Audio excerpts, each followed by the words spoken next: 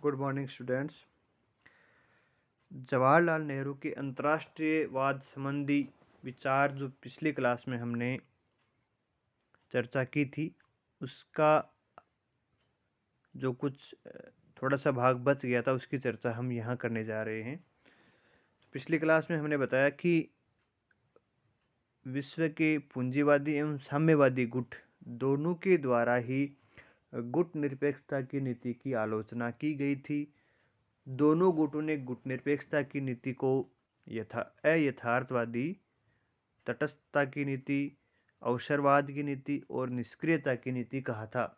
लेकिन नेहरू जी ने अपने कार्यों के द्वारा और विचारों के द्वारा यह सिद्ध किया था कि गुट निरपेक्षता की नीति न तो तटस्थता की नीति है और न ही निष्क्रिय नीति है, बल्कि उन्होंने कहा कि विश्व में जहां कहीं भी अन्याय होगा, स्वतंत्रता के लिए संकट मौजूद होगा, वहां न तो हम तटस्थ रहेंगे और न तो हम वहां तटस्थ रह सकते और न तटस्थ रहेंगे। ये नेहरू जी ने कहा था कि जहां भी कहीं न्याय और स्वतंत्रता का हनन होगा, हम वहां कभी भी तटस्थ नहीं रहेंगे। हम हमेशा न्याय का पक्ष लेंगे, हमेशा सही का पक्ष लेंगे। ये नेहरू जी ने कहा था।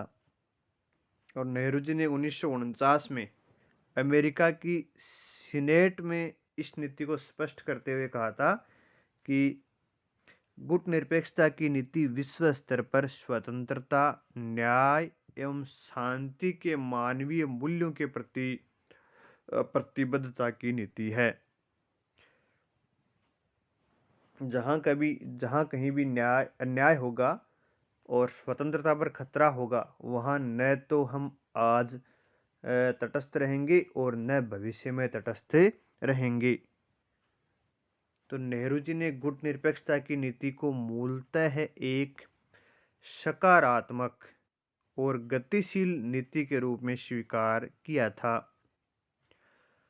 और वह लगातार बदलती विश्व राजनीति की यथार्थ परिस्थितियों के प्रसंग में अंतर्राष्ट्रीय हित तथा राष्ट्रीय हित के बीच शांतिपूर्ण तरीके से औचित्यपूर्ण संबंधों की स्थापना के लिए क्रियाशील रहने वाली नीति है। अंतर्राष्ट्रीय राजनीति में नेहरू की गुट निरपेक्षता की नीति का विशिष्ट महत्व स्वीकार किया गया है। इस नीति की अफ्रीकन और एशिया महाद्वीप के 9 स्वतंत्र राष्ट्रों को सैनिक गुटों से दूर रहते हुए अपनी विदेश नीति के संचालन का रास्ता सुझाया है। गुट निरपेक्ष नीति का मूल उद्देश्य यही था कि विश्व के जो 2 गुट बने हुए हैं, उन गुटों से उचित दूरी बनाते हुए स्वतंत्र विदेश नीति को अपनाया जाए, स्वतंत्र विदेश नीति का संचालन किया जाए और स्वतंत्र रूप से विश्व के विभिन्न देशों के साथ शांतिपूर्ण संबंध स्थापित किए जाएं तथा अपने आत्मसम्मान एवं प्रभुसत्ता की रक्षा करते हुए विकास किया जाए। और अपनी इसी उपयोगिता के कारण गुट निरपेक्षता की नीति एशिया और अफ्रीकी देशों में अत्यधिक लोकप्रिय हुई और इसने गुट निरपेक्ष आंदोलन का रूप धारण कर लिया था। इस नीति ने इस तत्व पर भी बल दिया था कि विश्व के दोनों शक्ति गुटों के बीच तनाव, संघर्ष अथवा युद्ध अनिवार्य नहीं है। वे शांतिपूर्ण सहअस्तित्व की नीति को स्वीकारते हुए अपनी समस्याओं को शांतिपूर्ण तरीके से भी हल कर सकते हैं। यह बात विश्व के सामने गुट निरपेक्ष नीति ने रखी थी कि विभिन्न देश बिना युद्ध किए हुए, बिना संघर्ष किए हुए, बिना टकराव का रास्ता अपनाए हुए भी अपनी समस्याओं का समाधान शांतिपूर्वक ढंग से कर सकते हैं। और इस गुटनिरपेक्ष नीति का महत्व इस बात से भी स्पष्ट होता है कि अंत में दोनों ही शक्ति गुटों ने गुटनिरपेक्षता की नीति की सराहना की थी और भारत सहित विभिन्न गुटनिरपेक्ष देशों को बिना शर्त आर्थिक एवं तकनीकी सहायता भी दी थी। और इस नीति ने विश्व को कई मौकों पर आणविक युद्ध के खतरों से भी बचाया था।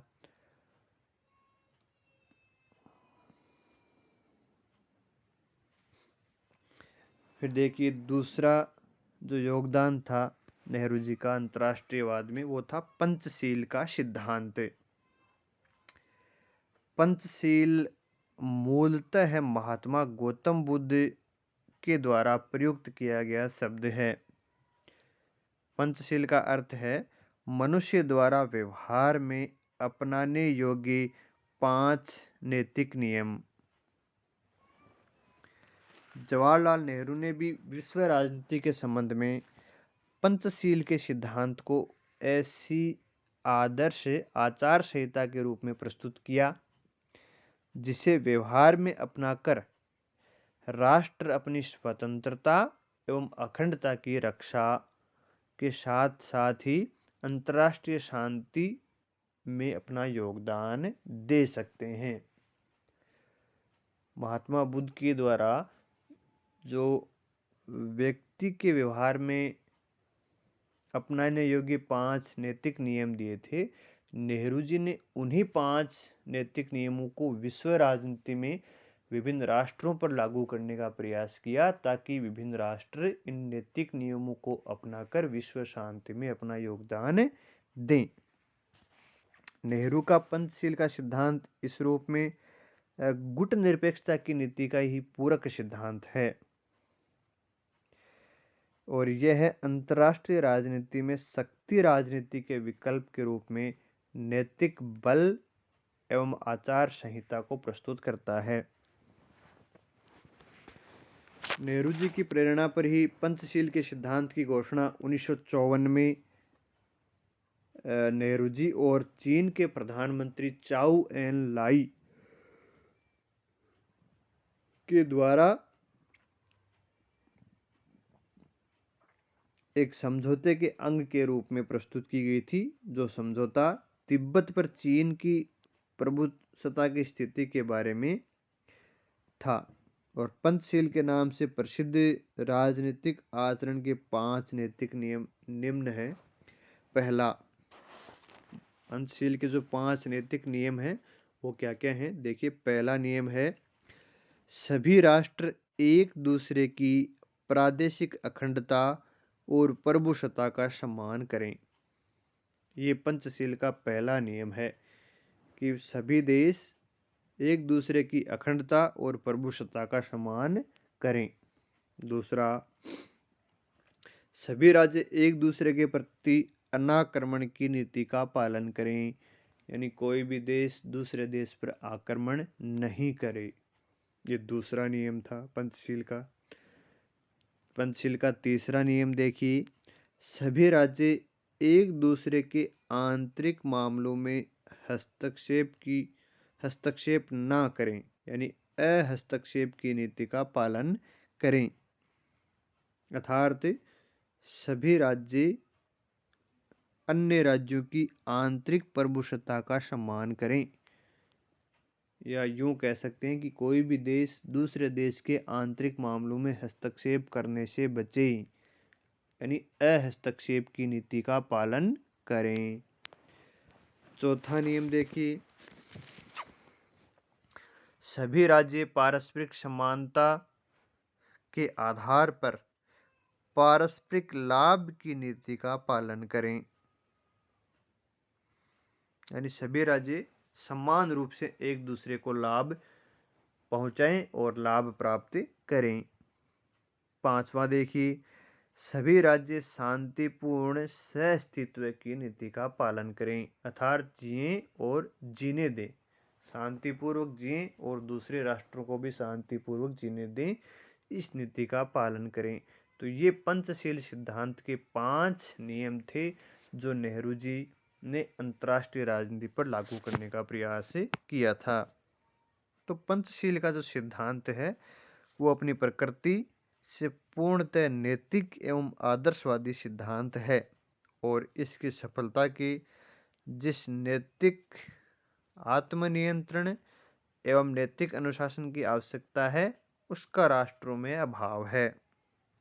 इसलिए विश्व राजनीति में इस सिद्धांत को कोई सफलता नहीं मिली और सर्वप्रथम चीन ने ही भारत चीन सीमा के संदर्भ में इस नीति का उल्लंघन किया था। हालांकि ये सिद्धांत विश्व शांति एवं मानवता के प्रति नेहरू की प्रतिबद्धता को जरूर प्रकट करता है।